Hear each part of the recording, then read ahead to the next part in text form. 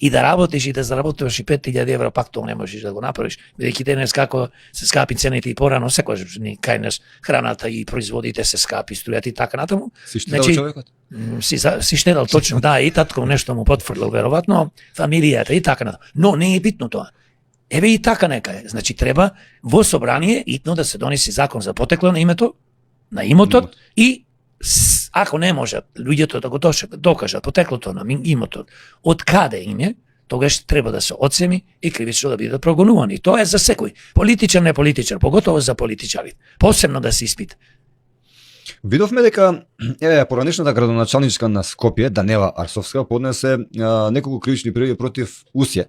Еден од најголемите загадувачи што го кажавте, и тоа е така, но некако споро оди сето тоа во системот, не знам зошто и како. Градоначалничката сегашна што доаѓа од редовите на ВМРО да помене на кисела вода, пак токму таму во Усје сади дрва. Мена све триче. Види, поднесено е градоначалничката Данела поднесе пред 3 години кривична пријава против Титан Усје, цементарата, и ништо не е направено, затоа што во фиока ги чуваат тие